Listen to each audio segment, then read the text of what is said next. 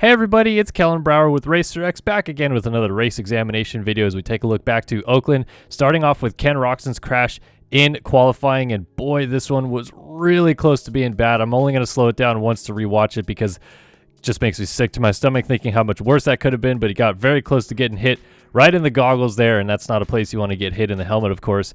But he did show some photos of his helmet and thanked Fox Moto for keeping him safe. A lot of cracks in the helmet after that crash. Thankfully, it wasn't worse, but his day did get a little bit worse in the main event because he ended up going down in the whoops as well. Uncharacteristic, a couple of mistakes out of Ken Roczen going down in the whoops. He's usually pretty picture perfect in the whoops, but both mistakes were kind of the same problem. This one was simply just kind of missing a whoop right there with his front wheel and the rear tire kicking back and forth, causing him to lose his balance. You can actually see him get kicked to the back of the bike, and then as he's trying to crowd back together, he's already kind of hopping too much through them. Kind of lands right on top of that one. The front tire digs down into the last whoop right there. He actually did a really good job. I think if there is a straightaway after this, he saves it, but because he's going right into the corner, nowhere to go, so he just has to lay it down into the berm.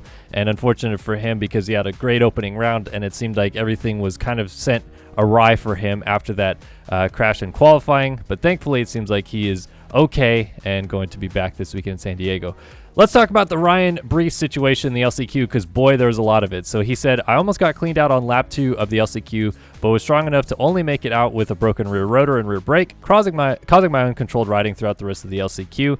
And like I said, the Ryan Breece story was incredible. So I think this is what he's talking about with the initial incident with himself and Adam Enticknap. And this to me just seems like, you know, Adam's coming down the inside. He's going to try to make an aggressive block pass. Breece kind of made a couple mistakes on corner entry, and I think that's what made the contact worse. But I guess he says he broke his rear brake and brake rotor right there. And if you see coming in here, he is kind of standing on the brakes when he takes down Adam Enticknap moments later. But obviously, watching this live, it looked like he just absolutely teed up Adam for what was 3rd place in the LCQ, so it wasn't even a transfer spot, and people were a little bit confused why. Here's another angle of it that we got as he comes down the inside of the whoops, and yeah, I mean, I guess you could say Adam was cutting out of the corner early, but Breece also just went like kind of straight in. A little bit interesting situation, but if we slow it down and watch it right here, you can see he goes for what looks like is no rear brake because there's not really anything for his foot to catch right there, so he's trying to stand on the rear brake. The brake isn't locking up. But he did come in hot enough that it was probably a little bit too late anyway. The contact was already going to be made. Incredible slow-mo footage here from the folks at NBC and Supercross Live to get this slow-mo action for us. And then the saga continues from there. So Adam Enticknap's rolling around a lap later. We were in the press box theorizing, oh, is he going to wait up for Breece? Is something about to happen right here? Lo and behold, as he's rolling around, Breece comes out of the corner right here, goes for the triple in while he's still running in 3rd place in the LCQ, cases real hard on the triple and goes down. Actually, very lucky not to get injured right there because it could have been a lot worse. And then Adam's fist pumping or you know, saying like, what the heck is even going on here with this guy? But if we actually look at what happened, I think that Adam on the outside of the corner made Breece pick a line that he hadn't been hitting, and he actually didn't really even hit any rut. Like, he just kind of came out of the corner, tried to hook off of something, but there wasn't really any traction there, went for the triple in, and just went down. You could say maybe he was thinking about Adam being there, maybe he wasn't. Who really knows the end story to this, but good for him to not actually get injured here. And as he gets going, you can see Bryson Gardner goes by, and Joan Cross. So actually, I apologize. He was in 3rd because he was ahead of Starling, but then he goes down. Starling moves into 3rd. Then these two, Cross and Gardner, battling for the final transfer spot into the last turn, and Breece absolutely sends it up the inside, trying to make a desperation pass. Gardner messed up the corner before, so he's hopping through the whoops, Cross coming down the inside, and Breece just finds 7th gear on his Yamaha, trying to make it, but he kind of has a similar situation to what we saw out of Roczen. Obviously a lot worse, though, because he's holding the throttle on a lot longer, and goes down hard into the final corner. Oh, the Ryan Breece situation. Catch the fever. It was absolutely incredible. Fortunately, though, it does seem like he's okay. They're going to let bygones be bygones and continue on into this week in San Diego. So let's talk about Jason Anderson. Of course, he was the big winner in Oakland, but it started off a little bit rough for him in qualifying. This was actually the 2nd qualifying session, and our guy Tom Jurnett of Team Fried obviously does some work with us at RacerX. He was in the stands, and he caught Anderson's crash right here, so some really cool footage. And really, this is just Anderson hooking up out of the corner, and it pitches his momentum to the outside. By the time he's starting to gather it up, it's too late. He's already going right for that tough block on the face of the jump.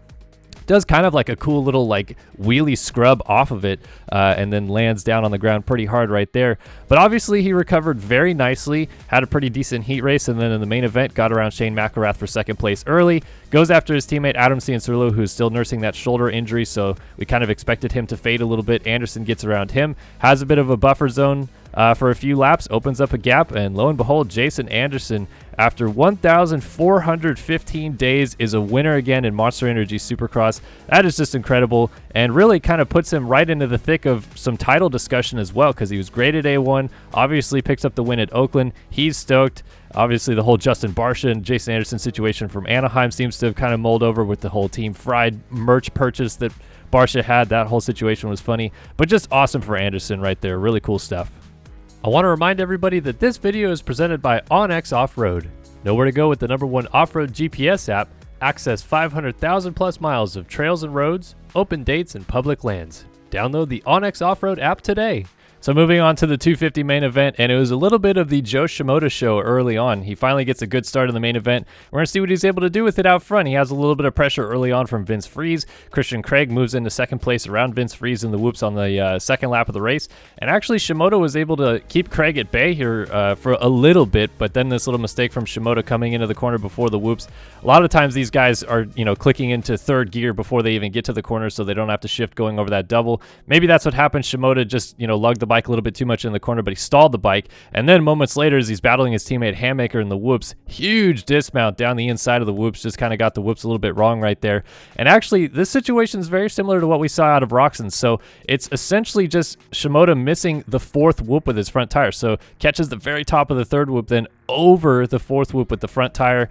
And then from that point, he's kind of just hopping through the whoops a little bit. It looks like he might be correcting it a little bit here, but again, another missed whoop with the front tire, and it goes down, kind of throws his weight really badly off balance, and then noses in to the, I think this is the third to last whoop right here, but the front flip, absolutely magnificent front flip right here. That could have been a lot worse than it was. Just kind of smoothly lands on his back. And what's also really impressive about this whole thing is, like, while he's still mid-slide, mid-crash, if you will, he stands up and goes right for the handlebars. Like, the determination level is absolutely incredible. The front flip was great. What's really great is he didn't get hurt. And as we go to the judges' score here, yeah, as expected, 10 out of 10 for Shimoda. All right, so a little bit later on in the main event, Michael Mosiman, he's trying to catch up to Seth Hammaker to get into second place. Mosiman was fast all day, fastest in the first qualifying session. This is just kind of your classic double wheel slide. The front end starts to go, the rear end kicks down. He dabs his foot so he doesn't have anything to leverage anymore on the inside, and just an easy tip over in the end. So from there, Christian Craig just kind of controlled it from the front, similar to Anaheim 1, got the lead early, controlled it all the way to the end. So now he is 2 for 2 in 2022. Can he keep the momentum rolling this weekend in San Diego? We're going to find out here in just a couple of days.